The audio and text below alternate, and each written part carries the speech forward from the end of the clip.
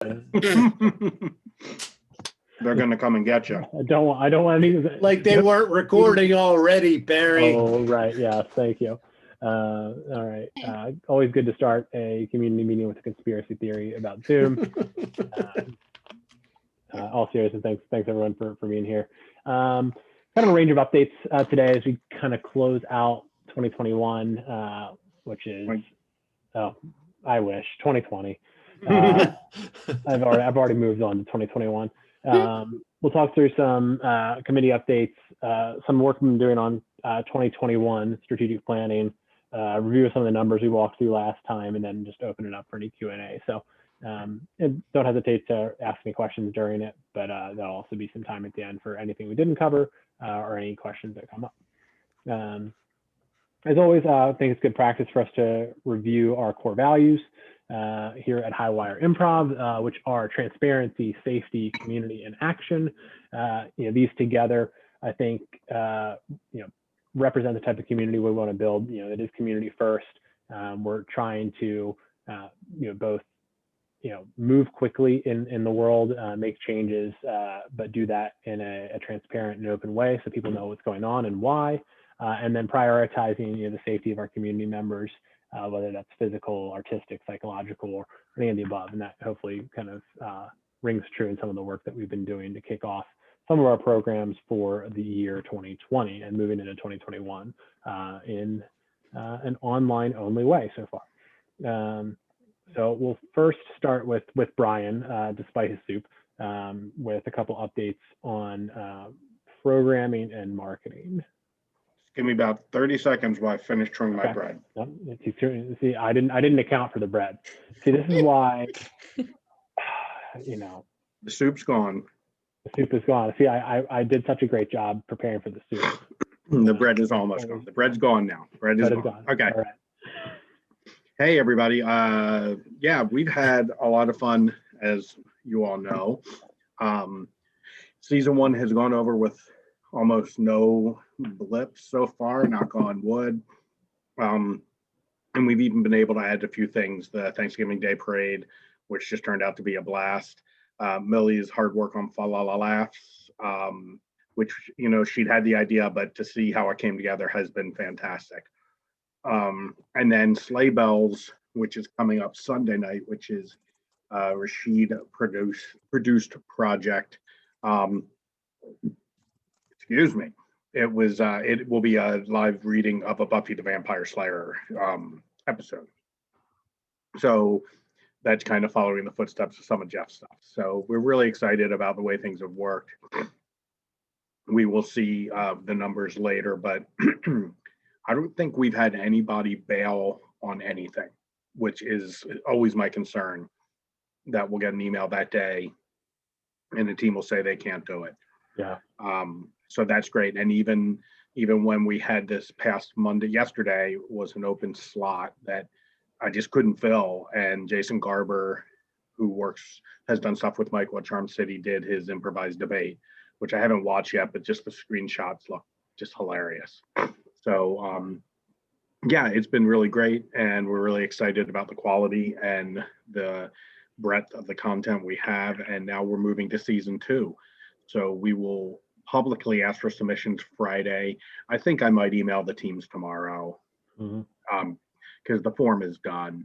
The Artistic Council group has met, and we'll do that initial outreach to seasons, talking about how to review things and looking for specialty program like Black History Month and Valentine's Day. Barry and I are going to have a conversation with the Black Improv Alliance this week about how we can partner, not just on Black History Month, but in general, to get teams from across the world involved with that group, involved with us. So it's really exciting. It's been fantastic to see the diversity in every definition of the word, the things that people are doing, and how everybody's been pitching in. So it's been a great ride so far.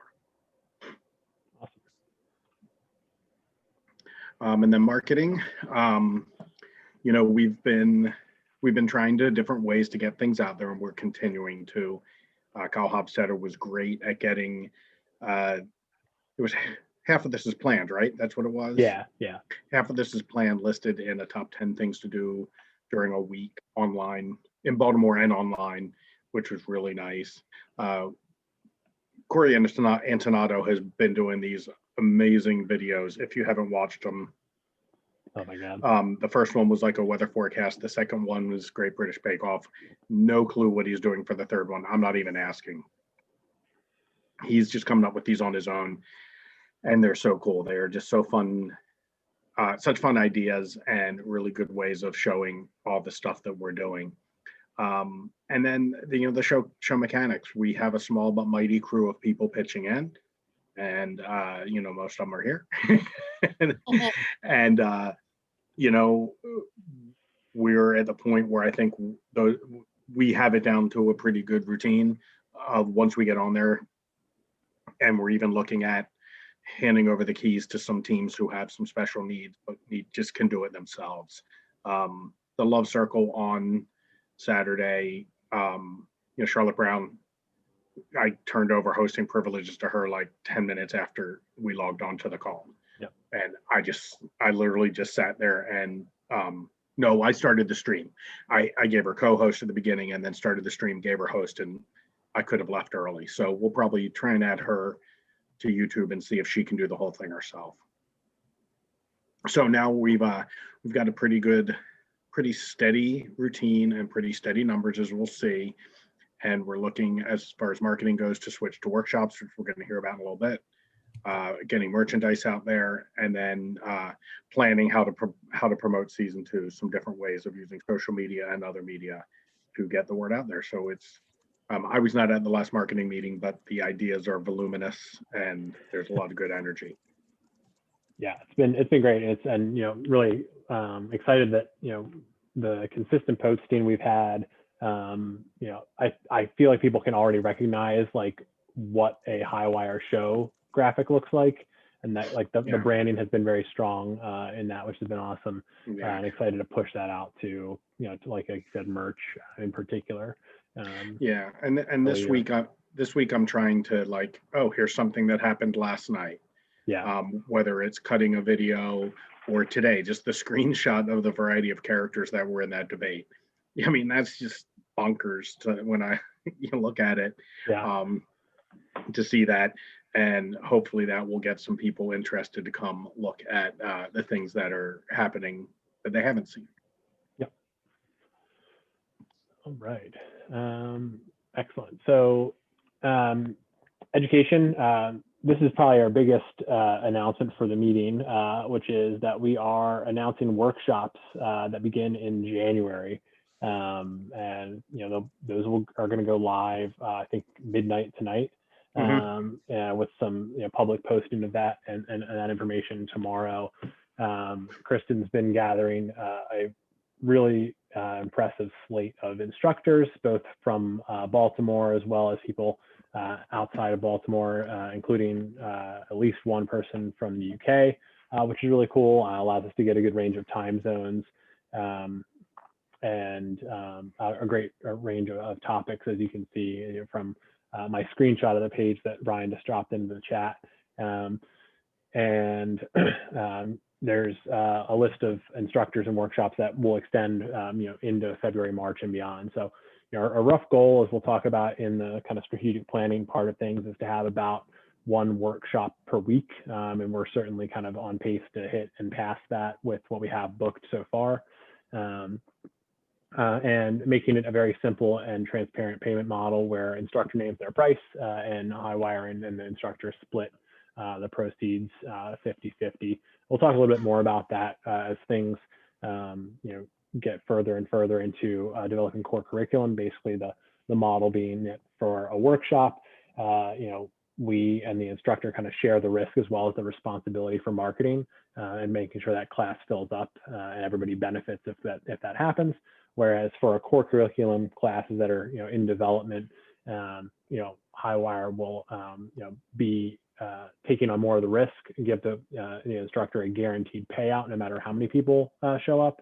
But Highwire also can reap the reward a little bit of that more if the class fills up in full. So couple different models, very simple, very straightforward and easy to understand for the instructors, and also allows for the instructor to kind of name their price based on the depth and breadth of the workshop, as well as the size of cohort they're trying to get. A lot going on behind the scenes here. We've got a kind of a big roster of people that we're working with and reaching out to. And then, Brian has been doing a bunch of stuff behind the scenes as well, in terms of getting Eventbrite set up and getting Facebook events and posts, and obviously the website page that you see here in place. And then, we'll have a few things that are in support of that, like we'll be buying Zoom accounts for the organization, so that we can hand those out to instructors temporarily, but also so that we can have cases that we'll run into quite soon where we'll have a show and a class happening simultaneously. So we're gonna need to have an organizational account that has multiple logins. So that'll be exciting. I missed anything there, Brian? I think I covered everything from the workshops. Yeah, I think so. One of the things I really like about it, and which Kristen has been able to do working with the people, is you have a variety of payment structures. So Tavish, Barry, and Corey's are pay what you can. Kim Alou, which is not listed in this graphic because I just added it today, is free. Because of her commitments to the People's Improv Theater. She can do free workshops, but she can't do paid. And she is offering spots for auditors who will have the 2.5-hour workshop on dramatic improv. Auditors will have their cameras and mics off during the session, but there'll be a 30-minute Q&A at the end that they can participate in, which is really cool. And then we have some $25 one-day ones, and then John Windmuller is doing a 2-day Pretty Flower workshop, 2.5 hours each session. So so there's, I think it's not like you go to some theater sites and it's all the same. You just get to pick your topic. Now you get to, you fit into not only what you want to do, but what you are able to pay. Great point. And I know Kristen's got a lot of other people, like Barry said, there's a lot of other people in the works. Yeah, and this is you're kind of consistent with our initial plan. I think there's a lot of people out there with established core curriculums that people can go to in the online world, and so we felt it was a good opportunity to bring especially given our current community, which is largely people who have some level of experience, a range of kind of different things that they can pick and choose from while we develop out the core curriculum. Moving on to anti-racism and anti-oppression committee. Two big things that have happened since our last meeting are, we've completed our first training session that was facilitated by Missy Smith. Had about 25 people from our community, as well as a few people from outside of Highwire, which was really great to get their perspective and make some additional connections. The committee is going to meet next week and kind of collate all of the survey data that came from that class and that training session, as well as some of the ideas that were generated, and start to build out kind of a roadmap of activities for the committee for next year, as well as things that the community at large can participate in. And the other great thing is we've set up a dedicated accounting fund within our systems for anti-racism work. And what that means, particularly once we move into nonprofit status, is that people will be able to make donations that are specifically earmarked and exclusively for the work that we do for our anti-racism efforts. We've already got over $1,000 in donations against that already, which is great. And we are immediately deploying that to new trainings. We have a group of people joining a roundtable discussion and private consultation with 3 improvisers out of the UK on race and improv. And we're actively looking at a couple other organizations. Jess suggested we work with Hollaback, who does a really wide array of trainings across things like implicit bias training, bystander training, stuff like that. We're hoping to try and partner with a few other improv theaters on bringing that out to the community, both so we can kind of share the expense of it, but also so that we can start to build shared best practices for those things, rather than have each improv theater kind of try and take a workshop on the same topic and learn from it. What if we got participants from 4 or 5 different theaters to come together and work on some of these things as a result. And then operations, kind of a wide range of things that fit into this right now. But going through a few key things, we've had between Millie and Kristen a great codification of our boundaries and code of conduct process for the jams, which is I think shown an immediate impact in how those have run. Something that I think we'll probably look to make more public as we go forward and as that grows. And then, working across a lot of the organizational items, mission statements nearing finalization. Hope to get that out to the community for review by the end of the month. Set up accounting software, as I mentioned, specialized accounting funds for our anti-racism efforts, as well as long-term savings, so that we can be prepared for whatever happens, because at this point you never know. And then establishing a board selection committee for early 2021, so that we can start to both first define, what the shape of our board looks like, what types of people, how many people, from what backgrounds do we want, and then we can make that available to the community to help us source potential board members. And then we've been working on kind of an overall budget and strategic plan. There are some separate documents that we'll make available to the group that go through that. I want to call out a few things, and I'm going to switch my screen share for a bit. Don't worry, I'm not going to read you a 6-page essay, but I want to call out kind of the strategic goals for the organization over the next year, as well as some of the key things that feed into the budget for this. So the first thing is, we have our responsibility as an organization to establish long-term stability, and what we're going to try and build over time, both through donations as well as through banking margin that we get from educational programming, as well as merchandise sales, is a long-term savings fund that allows us to build out a kind of disaster recovery plan, for the future. In the early days, right now, we have very little expenses, and so we don't need to have a lot of cash on hand to make sure that the organization can keep running. Because and you can look in the budget, we spend less than $1,000 a year on things like Zoom and the website and domains and stuff like that, because right now we're all kind of doing things on a volunteer basis, and we don't have rent and we don't have full-time employees and stuff like that. But as the organization grows and as we take on more things, that burden is going to increase, and we want to make sure that we have a savings cushion that increases proportional to our risk. So before we say sign a lease to work in a building, we want to make sure that we have money in the bank to cover the rent for that building for an extended period of time, before we make a move like that. And I think it's important that we kind of reflect on the core values as we look at this, that we are maybe going to therefore grow a little bit more slowly and maybe expand a little bit more slowly. We're going to do it in a stable way, in a way that ensures that the health of the organization is maintained over time. And we can talk in some detail about that as we see fit, and you'll have an opportunity to read through all of the details of this as well. The second is, as expected, the priority of the anti-racism work and the anti-oppression work. It's got its own committee. It's going to have that committee members work across all of our other work, but also, as I mentioned, there's a key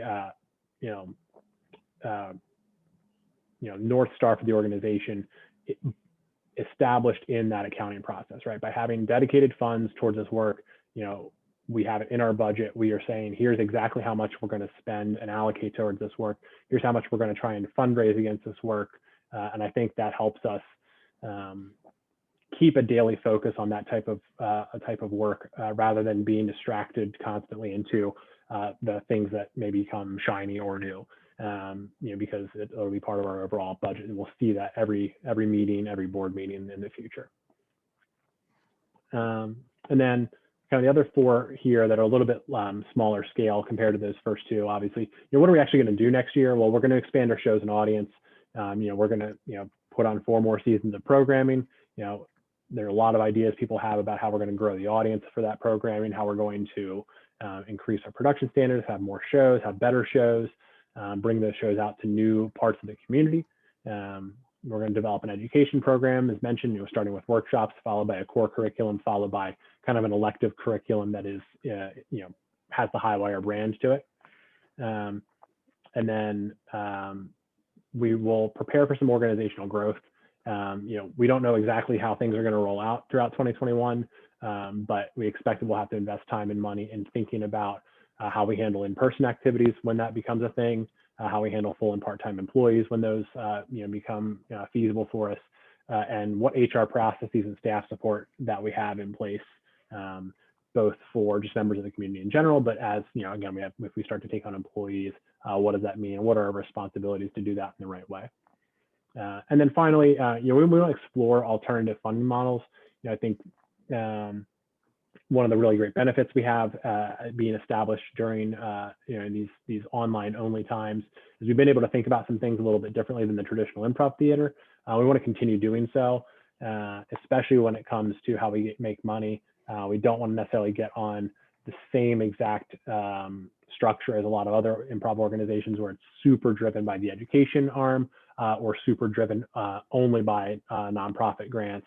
A couple areas there that we want to look at are advertising and sponsorships. Our online programming has great opportunity to be advertised in the same way that podcasts are, with either live reads or kind of pre-roll advertising that we can start to put some of the numbers behind it and make sales to local businesses, or through YouTube. We can always use the online model through YouTube, and expect that we will hit the YouTube account size and rules to be able to do that. But also merchandise sales. We have a lot of cool ideas coming here in the start of the year, and then potentially also course materials. So taking some of the assets from the education program itself and making those available more broadly. The improv world has opened up widely in reflection of how everybody's able to connect online, and I think that's an opportunity for us to explore moving forward. Yeah. Just if I can jump in on that, please. I think the online education opportunities are never going to go away. No. Online performance and ways to fund it might. It probably won't be as extensive. It might be just like special projects and special jams with people from all over. Like Brandon Ingram is on a team through Queen City and Charlotte, which had people from the US, Malta, India, South Africa, so stuff like that might happen. But man, the education, and I mean, people like Will Hines have said it, like he's not going to stop doing this. And those kind of, so it's going to present opportunities for people who are doing it well and think positively about it. Yeah. Awesome. And let's see. And then finally, numbers, they grow. Brian, you want to go through these? Yeah, I mean, we had, of course, that initial surge, but it keeps going, and I don't think there's any way any reason to think it's going to stop. We went from just under 300 Facebook likes to we're on the path to 350. 215 to 250 on Instagram, as you see. The YouTube is where it's really happening. We did a lot the very end of November and very beginning of December. We had some really, really great shows that took off. And what we're seeing is in those numbers, the almost 3,000 YouTube views and almost 1,000 unique YouTube viewers, is that people are watching on the weekends, and Sunday is a really good day. People will catch up. They will watch a variety of videos, because a lot of times the only thing on is the jam. Got a few other things happening now, but the jam will get it'll get 20 views, which is not insignificant. But then you'll see that we had 100 viewers that day. So, or 100 views overall. So people are catching up on the weekend stuff. YouTube, we get, a little bit every day, people pop in and do it. And then obviously the donations from the Giving Tuesday push and the outreach about the anti-racism training. But the YouTube numbers are where I focus a lot of my energy, and I see it growing. I was just on a work call with other Hopkins social media people and talking about Facebook, and Facebook pages are probably the least emphasized part of Facebook unless you advertise. So, it's going to be slow growth, but it's within the people who know each other, and we're still seeing that's where we're trying different things. But Kristen does a great job with the Instagram stories. And what will happen with YouTube is as we keep growing, they will show up more in the sidebars of similar things. I'm starting to kind of keep track of that, look at that as to where it shows up. I'm probably over Christmas break going to start playing with going into videos and adding the little, they call them cards that pop up to go to another video. So that's, and cutting some shorter ones to put them different places. One thing that if you're looking at different video, different places that have video, I don't know how Twitch, what they use to define a stream or a view. YouTube, it's 30 seconds. So we're getting at least 30 seconds of someone watching, but our viewer time, our average viewing time is like 12 or 13 minutes. So people are watching whole sets. Yeah. What Facebook does is a view on Facebook. If you look at a video and you see the little eye icon and the number next to it, it's 3 seconds. Yeah. For a number to show up, it's only 3 seconds. So what they trick you into thinking is you have a lot of viewers, but what really happened is someone clicked on it, saw there's a 30-minute improv set when I'm not watching 30 minutes. But it took them 3 seconds to make that decision, and you get the view. So I think we're showing that we're actually getting people who are tuning in and watching it, and it's just really cool to see how it's happening. It's just going to keep growing, I think. Yeah. Yeah, Millie. I think some of the people in the jams. I know DZ sends it to her friends.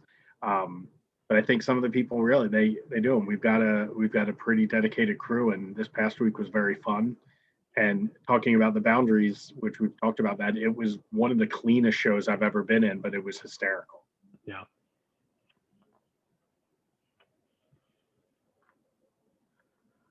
Awesome. Well, cool. Those are our updates for December. A lot going on. Really excited for this week. We got a couple big announcements coming with the season 2 submissions and the workshops. So hoping to see some pretty heavy activity. And then we've got, the next, 8 days or so of shows before we get to a couple days off, including some of our awesome holiday programming and some kind of monthly standouts with things like Happiness is Planned. So really, really excited. A lot going on. Does anybody have any questions?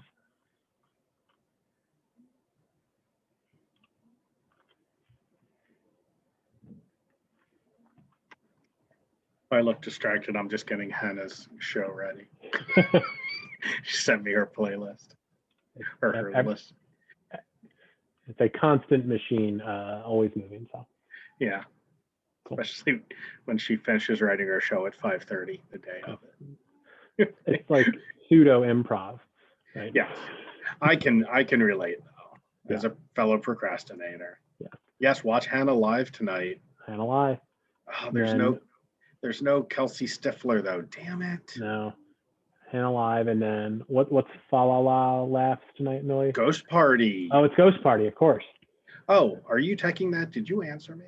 No, I'm not in either, and then I have class. Okay, then Millie, are you teching Ghost Party? Yes. Okay, cool. I figured, but I wasn't sure. I mean, I can hang around, but cool. Awesome.